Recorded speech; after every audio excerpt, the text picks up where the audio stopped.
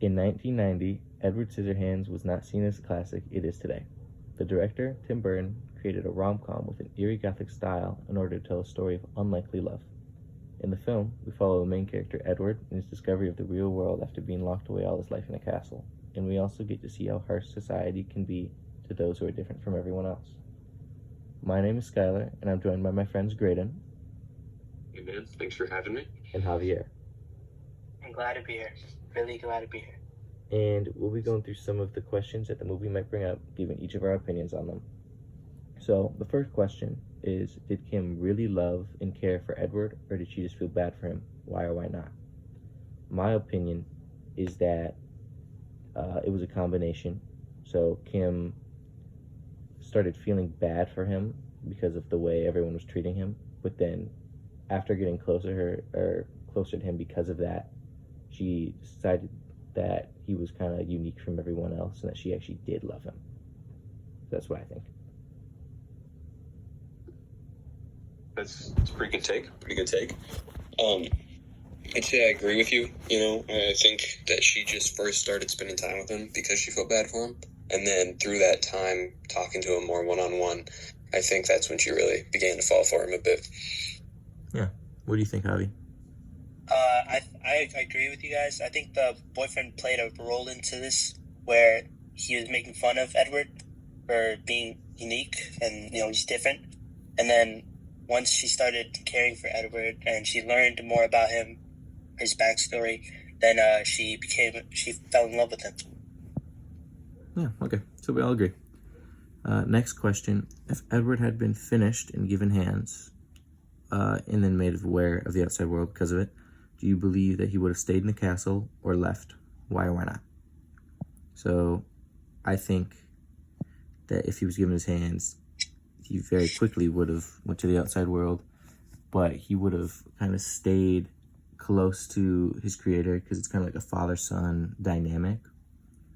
So, he'd still have to learn about everything, but it'd be a lot more gradual because he has his father figure there for him while he's going through it, as opposed to what the movie shows. Mm-hmm. Yeah, I agree. I personally think, that he would definitely be there helping. I mean, his father over time, would lose mobility and stuff, and there's a lot of robots and factory things going on there that would need people like Edward, someone like Edward, to take care of. So I think, he'd go to the outside world, but would also have to return home a lot to help out his father figure / creator. Yeah. What do you think? Yeah, I think he would go outside, just like how you guys said. Go outside and then come back, and I believe he'll meet people to help maybe in this situation, whether or not his dad, like the father figure, would need help or not, more than just Edward himself. Yeah. Well, pretty much agree on that as well.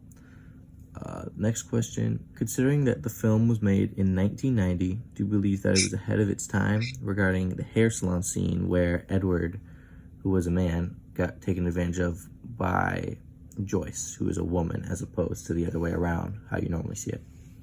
What do you think, Graydon?